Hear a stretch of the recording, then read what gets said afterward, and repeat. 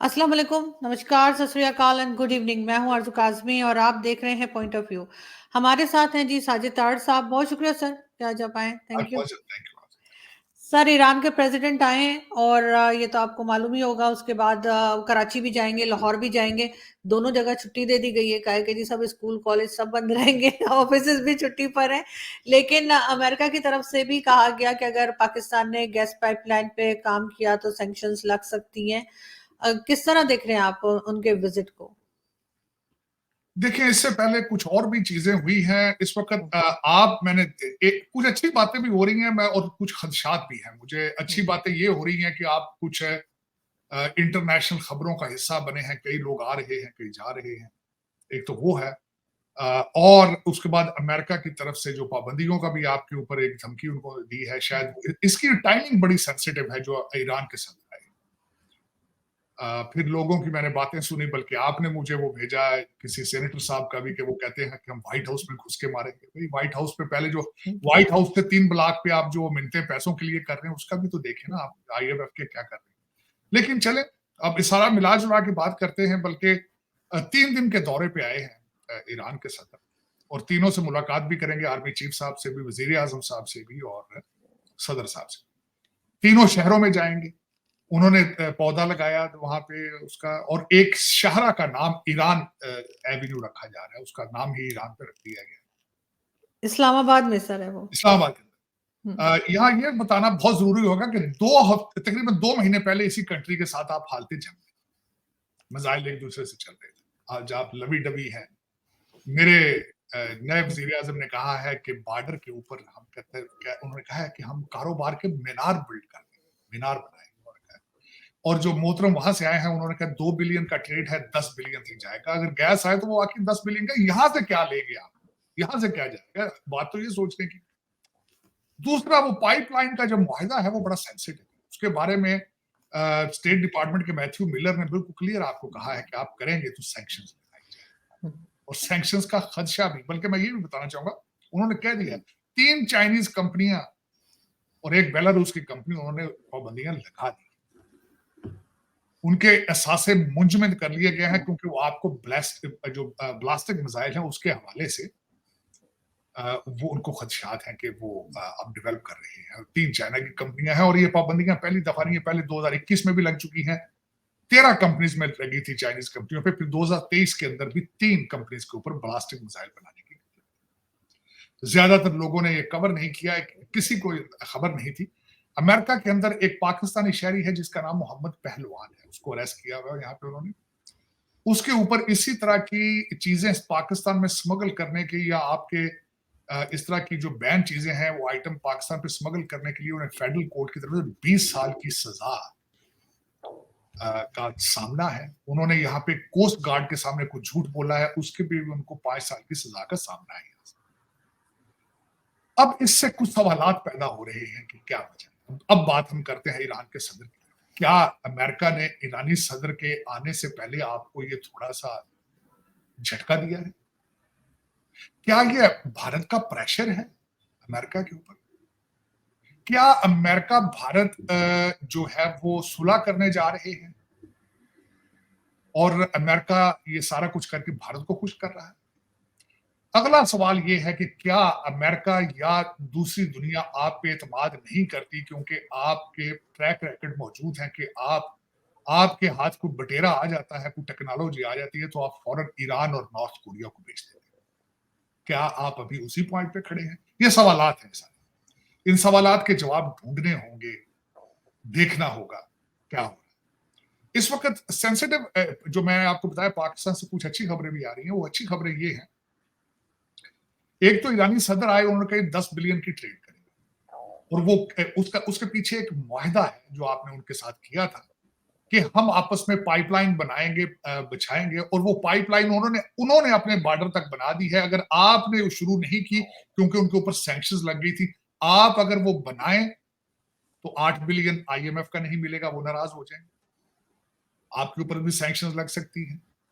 अगर ना बनाए तो $20 बिलियन का जो है वो दावा करेंगे इंटरनेशनल कोर्ट ऑफ जस्टिस के अंदर ईरान। मेरा सवाल ये है, किसी पाकिस्तानी को पता है कि मुआहदा ये किसने किया था ईरान के साथ?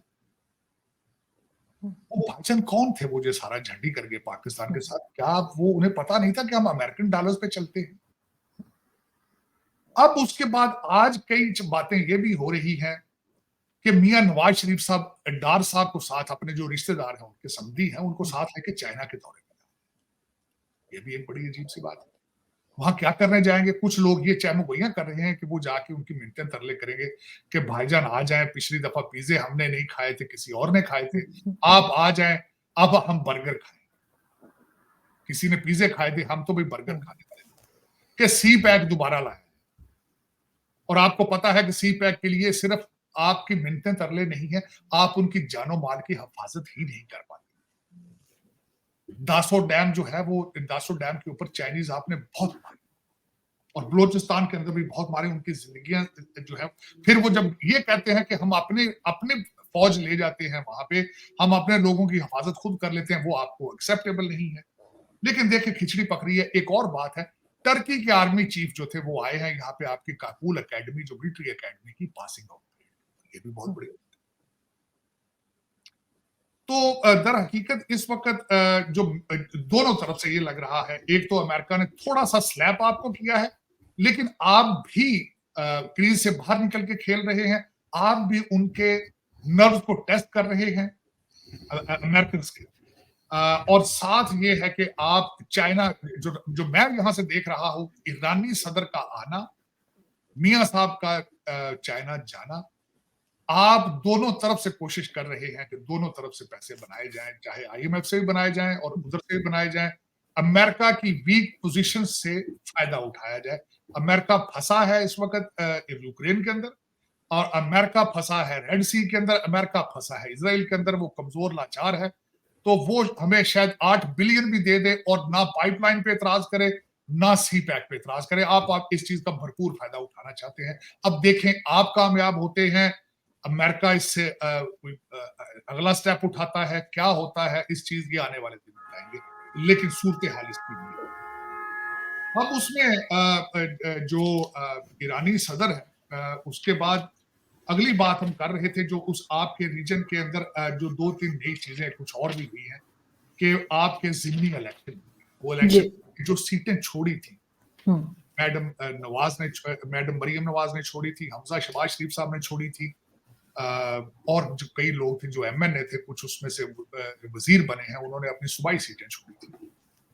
अब इलेक्शन की सूरत ये है कि इलेक्शन से पहले ही लोगों को पता था कि इसका रिजल्ट क्या है। वो 2 तरीकों से, एक तरीका ये था कि इमरान खान साहब अगर इलेक्शन हारे तो उन्होंने कहना धांधली। इमरान खान की पॉलिसी ये है कि कोई भी इलेक्शन अगर वो हार जाए तो वो इलेक्शन फेल है, जो कि जमहूरी स्टाइल नहीं है। जमहूरियत इसको नहीं कहा, चाहे जितने भी वो कहते हैं अगर मैं नहीं तो कुछ भी नहीं, मेरी मर्जी का फौजी जर्नल नहीं तो वो जर्नल भी 2 नंबर है, मेरी मर्जी का चीफ जज नहीं है तो वो भी मुझे एक्सेप्टेबल नहीं। तो ये उनकी पुरानी आदत है।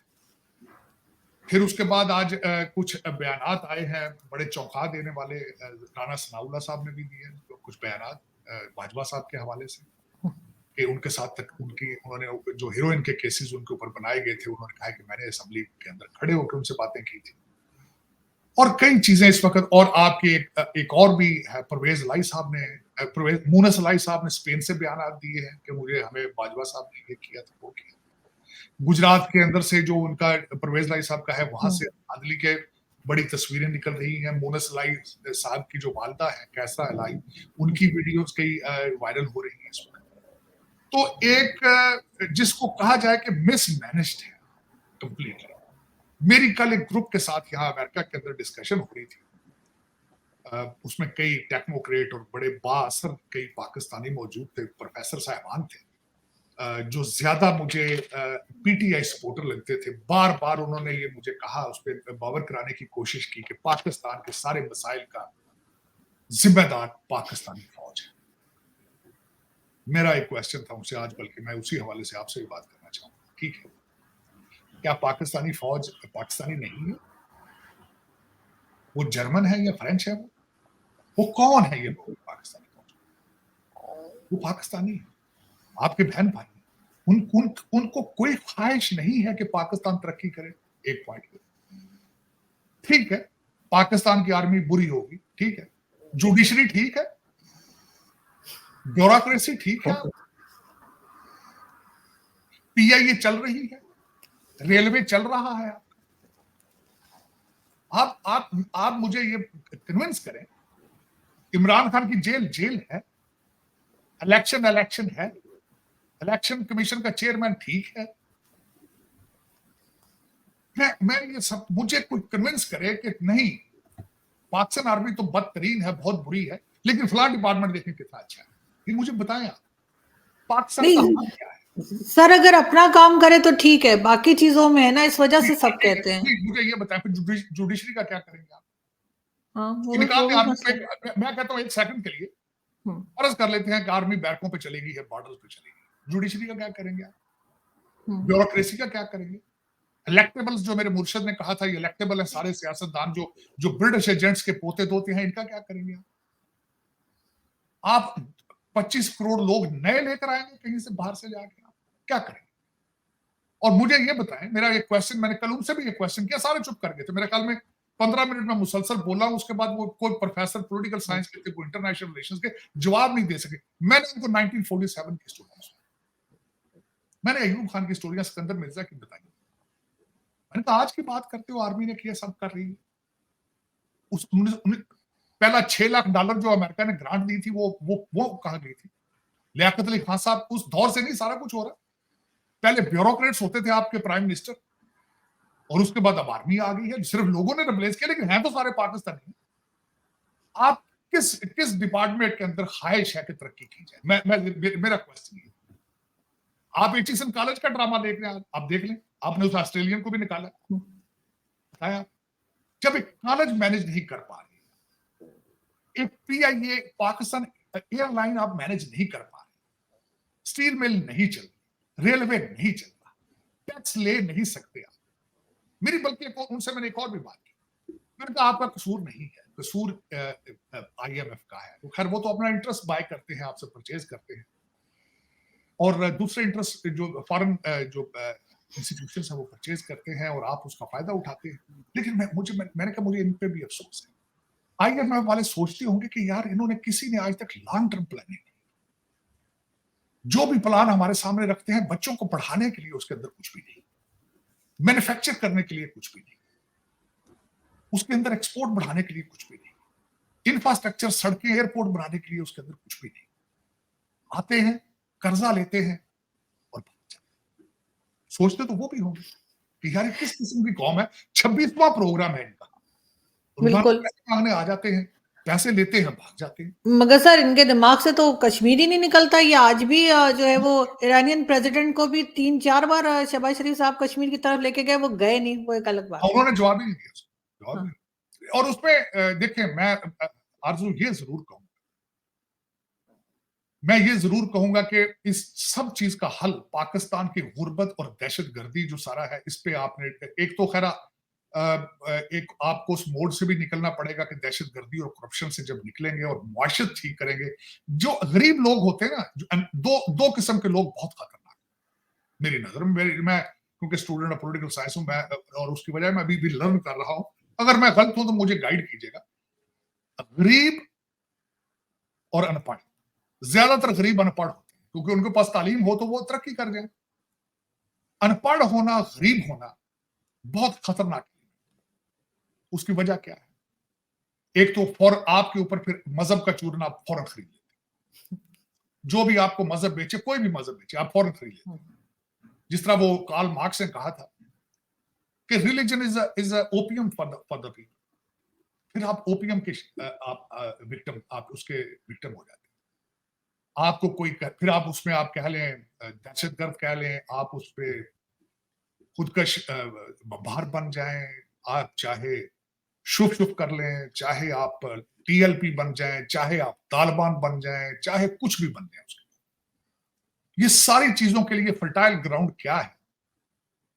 उसके लिए गुर्बत और ये अनपढ़ होना, ये बहुत फर्टाइल, और यही एक अलमिया है आपके पाकिस्तान के अंदर। कोई एजुकेशन, कोई फ्यूचर का ऐसा काम, आप कुछ भी ऐसा काम नहीं कर रहे जिससे फ्यूचर में आप बच सके। कोई आपकी पॉलिसी किसी किस्म की ऐसी नहीं है जिससे आपकी औलादें पढ़ सकें और पर आगे मैथ और इंग्लिश के बगैर गुजारा नहीं है। आप चाहते हैं अरबी बोली जाए, अरबी ज़बान। मैंने आपको कहा था, आप सुबह उठते हैं, आप समझते हैं कि हम तो भाई मोहम्मद बिन कासिम के रिलेटिव, हम तो भाई सैयद हैं सारे, हमारे शजरा नस्ब-उ-दीन, हम तो सारे हज़रत अली के साथ रिश्ते हैं हमारे। दोपहर होती है, कहते नहीं भाई हम तो ये सारे पठानों के रिश्तेदार हैं, हम तो गजनवी के रिश्तेदार हैं, हम तो गौरियों के बच्चे हैं, हम तो मुगल शहजादे हैं। शक्लें देखो यार, ये मुगल। सर टर्की पहुंच जाते हैं फिर हम। फिर उसके बाद शाम को, और फिर जब पार्टी टाइम होता है, फिर दो ड्रिंक ले लेते हैं, कहते नहीं हम तो सिख थे सारे, हम तो सिखों के रिश्तेदार। आइडेंटिटी को ढूंढने की कोशिश नहीं कर रहे हो। अभी तक आपको दिन में 3-3 4-4 दफा ना झटके लग रहे हैं।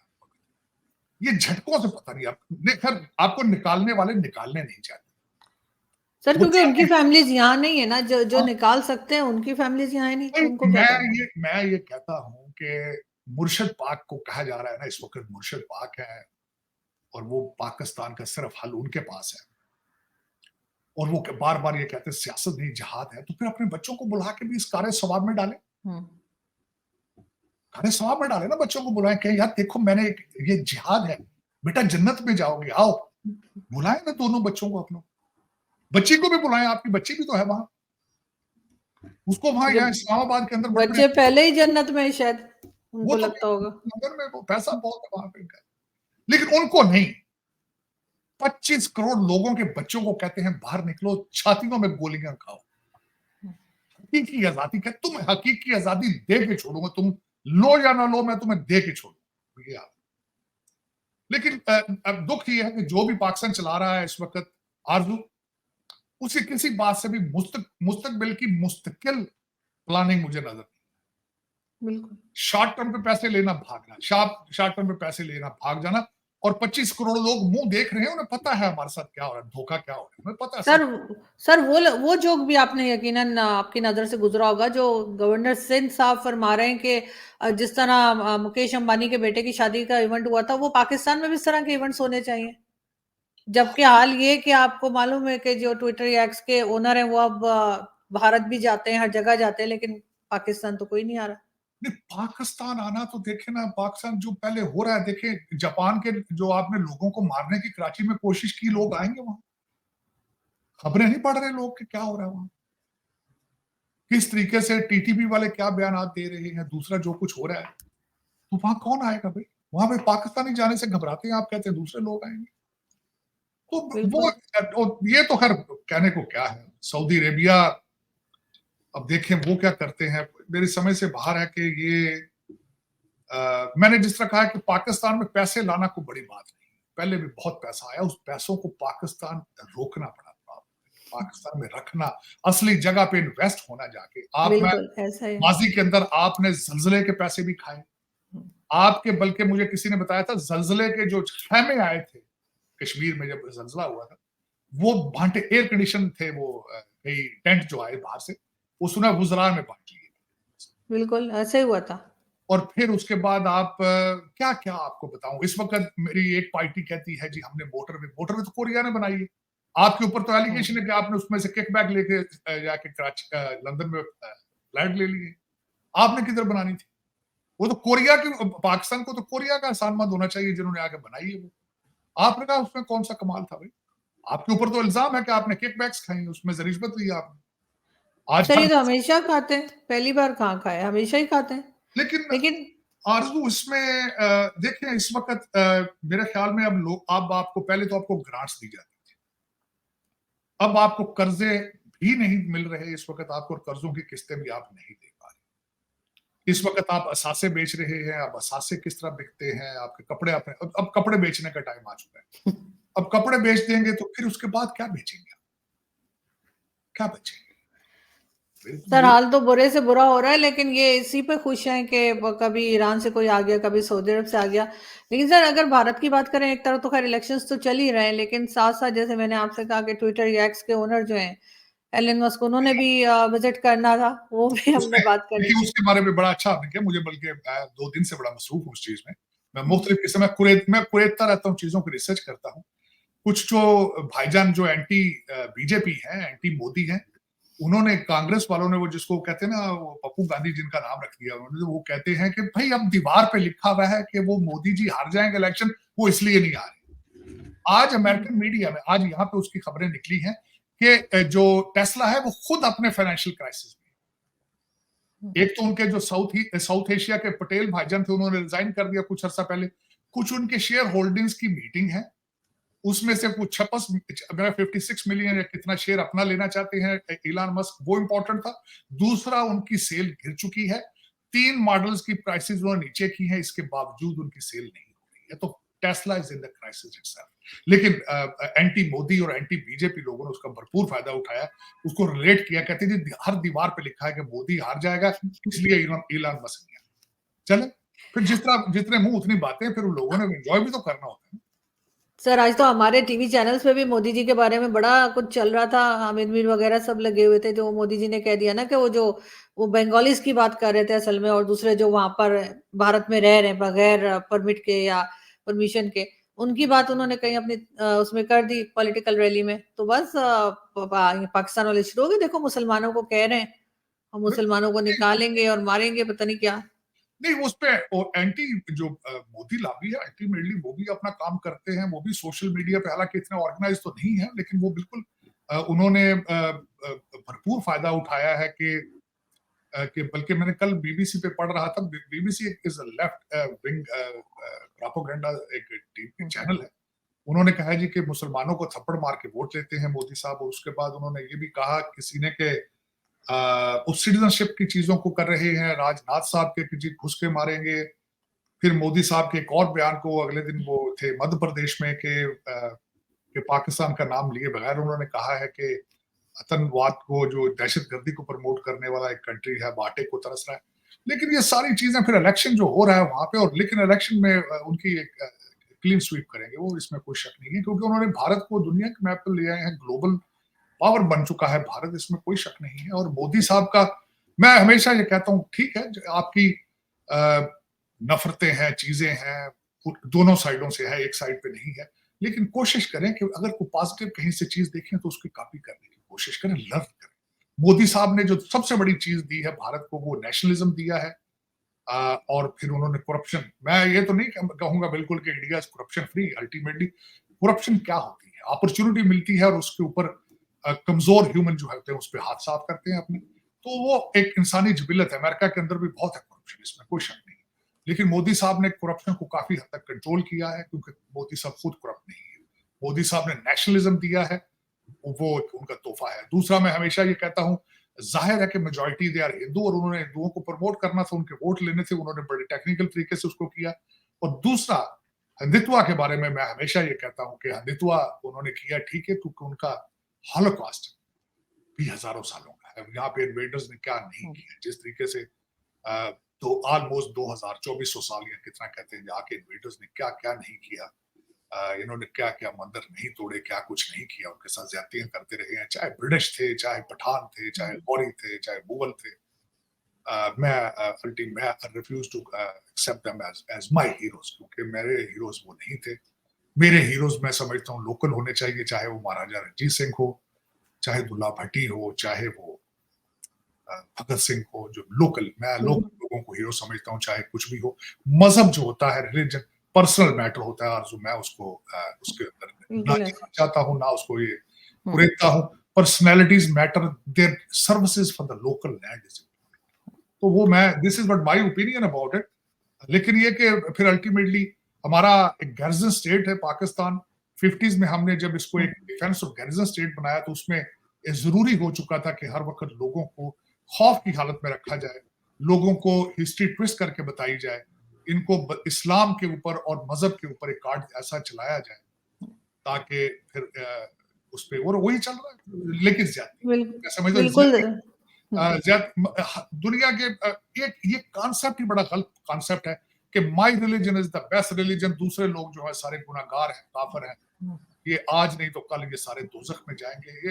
ये इस तरह की बातें करना, जिस तरह मैं हमेशा ये कहता हूँ आरजू, कि you have to respect other human, you have to, religious tolerance is very important. Religious tolerance, दूसरी भी टॉलरेंस मुराद ये है कि जब तक मैंने आज एक आखिरी बात आरज़ू ये कहूँगा, मैंने ये नोट किया है, कल परसों मैं किसी को मैं बात भी कर रहा था, तालीम के साथ, ऐज के साथ या अपने मज़हब के साथ, जो आप बड़े होते जाते हैं और अगर आपके अंदर हलीमी, हम्बलनेस नहीं आ रही, it means you are not growing. बिल्कुल। और या और तालीम आपके ऊपर काम नहीं कर रही या मज़हब आपको कुछ नहीं सिखा रहा।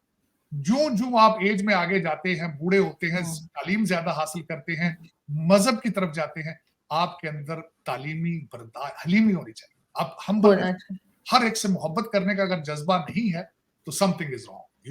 You better fix yourself. बिल्कुल ऐसा ही है और यहाँ पे यकीनन ये चीज़ ज़रूर लोगों को अपने अंदर खुद चेक करनी होगी कि वो हर किसी की रिस्पेक्ट भी करें और सबके साथ अच्छे से रहें। बहुत शुक्रिया सर कि आपने आज जॉइन किया। Thank you so much. Thank you.